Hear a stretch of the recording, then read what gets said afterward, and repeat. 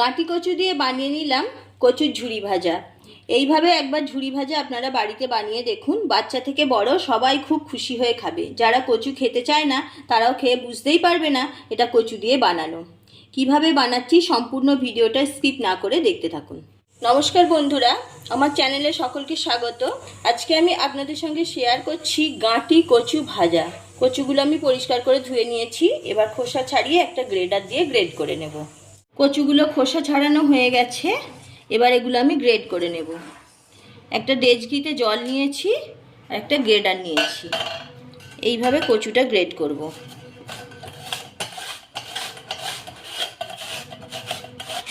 এইভাবে গ্রেডারে উপর থেকে নিচের দিকে দিতে হবে।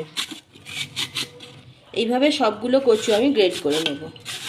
দেখুন ঠিক এই রকম হবে। সবগুলো কচু গ্রেড করে আমি 4-5 বার জল পাল্টে পরিষ্কার করে ধুয়ে নেব। কচুগুলো আমি বারবার জল পাল্টে পাল্টে ধুয়ে নিয়েছি। দেখুন যতক্ষণ এইরকম ফ্রেশ জল আসবে ততক্ষণ পর্যন্ত কচুগুলো ধুতে হবে। ঠিক এই রকম হবে। এবার একটা ঝুড়িতে ঢেলে জলটা ঝারিয়ে নিচ্ছি। কচুটা ঝুড়িতে ঢেলে জলটা ঝারিয়ে নিয়েছি, এবার আমি ভাজবো। কড়াইতে তেল বসিয়ে দিয়েছি, তেল গরম হয়ে গেছে। আমি 1 মুঠো বাদাম নিয়েছি, বাদামগুলো প্রথমে ভেজে নেব। বাদামগুলো ভাজা হয়ে গেছে, তুলে নিচ্ছি। কয়েকটা কারি পাতা ভেজে নিচ্ছি। কারি পাতাগুলো ভাজা হয়ে গেছে, তুলে নিচ্ছি। জল ঝরিয়ে রাখা কচুগুলো ভেজে নিচ্ছি। অল্প অল্প করে ছড়িয়ে দিয়ে ভাজতে হবে।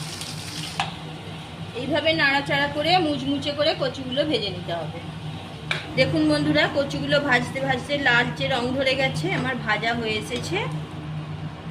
তেলটা ঝাড়িয়ে তুলে নেব। বাকি কচুটা ভেজে নিচ্ছি। দেখুন কচুগুলো বেশ মচমুচে করে আমি ভেজে নিয়েছি। এবার কিছুটা কারি পাতা নিচ্ছি, কারি পাতাটা দিয়ে দিচ্ছি, একটু ভেঙে দিলাম। চাট মশলা নিয়েছি, চাট মশলাটা মিশিয়ে দিচ্ছি। গোলমরিচের গুঁড়ো দিয়ে দিচ্ছি, ভালোভাবে মিশিয়ে নেব। ভেজে রাখা বাদাম দিয়ে দিচ্ছি, এভাবে ভালো করে মিশিয়ে দিলাম। রেসিপি ভালো লাগলে লাইক শেয়ার করতে ভুলবেন না, কমেন্ট করে জানাবেন কেমন হয়েছে। তৈরি হয়ে গেল ঝুরি কচু ভাজা।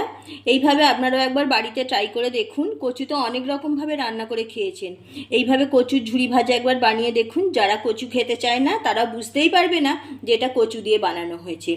খেতে কিন্তু খুব সুন্দর লাগে। গরম ডাল ভাতের সাথেও খেতে পারেন কিংবা চায়ের সঙ্গেও খাওয়া যায়। এইভাবে কচুর ঝুরি ভাজা বানিয়ে আপনারা একটা এয়ারটাইট কন্টেনারের মধ্যে রেখে দিয়ে অনেক দিন ধরেও খেতে পারবেন। মুচমুচে কচু ভাজা খুবই সুন্দর খেতে লাগে। আশা করছি রেসিপিটা আপনাদের ভালো লেগেছে। আজ এই পর্যন্ত। ভালো থাকুন, সুস্থ থাকুন। আবারও দেখা হচ্ছে অন্য কোনো এপিসোডে।